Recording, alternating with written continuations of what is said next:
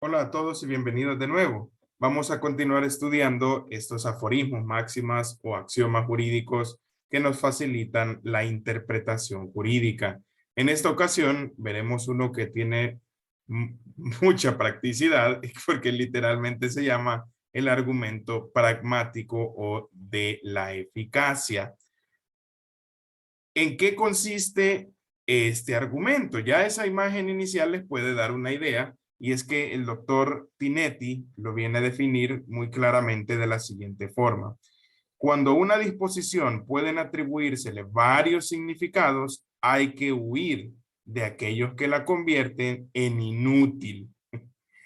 Prácticamente es como vemos entonces en la imagen inicial, que si podemos dar a una disposición una interpretación que viene a generar ningún efecto, debemos de rechazar esa interpretación y quedarnos solo con las posibles interpretaciones que sí produzcan efectos dentro de la disposición.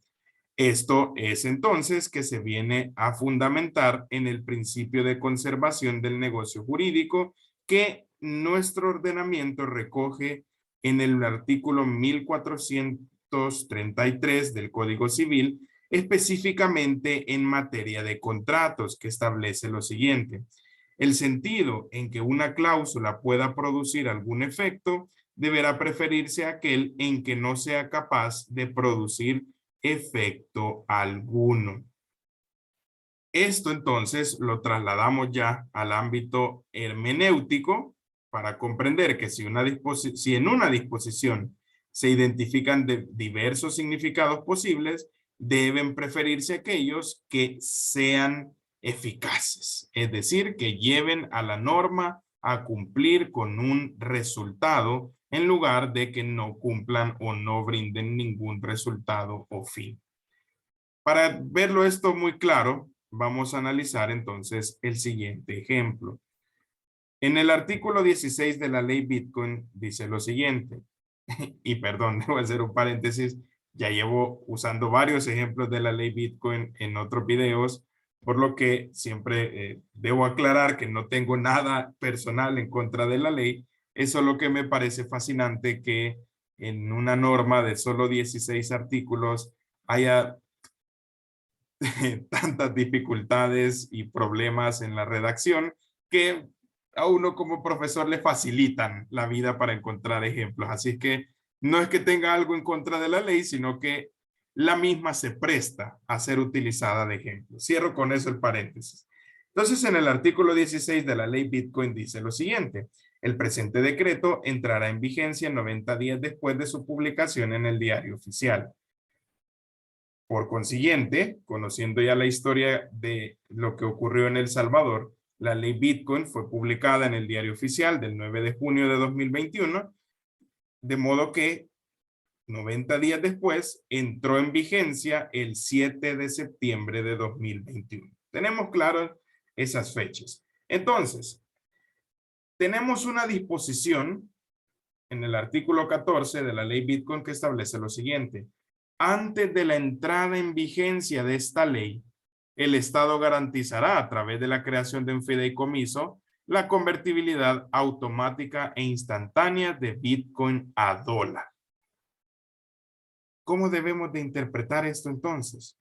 Una posible interpretación es, bueno, si la ley entra en vigencia hasta el 7 de septiembre, o más bien entró en vigencia a partir del 7 de septiembre de 2021, significa que antes de la entrada en vigencia de la ley, esta disposición no era obligatoria. Por consiguiente, no podía o no contaba el Estado con la potestad para crear el fideicomiso en el Banco de Desarrollo de El Salvador, porque no había entrado en vigencia la norma habilitante. Esa entonces es la lógica que podríamos seguir con esa interpretación, pero como vemos, los efectos de esa interpretación es precisamente que no produce ningún efecto, porque esta letra quedaría como muerta. El argumento pragmático de la eficacia nos lleva a dejar de lado esa interpretación y considerar entonces otra alternativa. Y es que, obviamente, sin dejar de criticar las limitadas, capacidades de redacción que han habido en estas disposiciones, la solución sería entender entonces implícitamente que se crea aquí un ámbito temporal de validez diferente para el artículo 14 frente a los demás artículos de la ley Bitcoin. De modo que pudiéramos comprender, y por supuesto a la luz del artículo 140 de la Constitución, que el artículo 14 entró en vigencia 8 días después de haber sido publicada la ley en el diario oficial. Y de esa manera sí existe una habilitación para que se creara el fideicomiso del que habla ese artículo. Siendo eso entonces que obviamente este argumento pragmático también nos lleva a aplicar otros métodos de interpretación, como por ejemplo el sistemático, que ya también hemos desarrollado en otros videos y que siempre saben que los pueden encontrar en la esquina superior derecha o en la descripción de este video para poder entrar también en más detalles sobre esos otros métodos. Pero lo importante es que este axioma sí nos lleva a comprender de que de esta manera debemos de buscar siempre la interpretación que genere efectos de la norma jurídica, que sería en este caso que si hay una norma habilitante o si había una norma habilitante aún antes del 7 de septiembre de 2021. Así es que con esto podemos dar por cerrado este argumento, siempre recordándoles que nos pueden ayudar muchísimo con un like y una suscripción para hacer que este canal siga creciendo y que podamos traerle cada vez más y mejor contenido a todos ustedes. Con esto me despido y nos vemos en otra ocasión.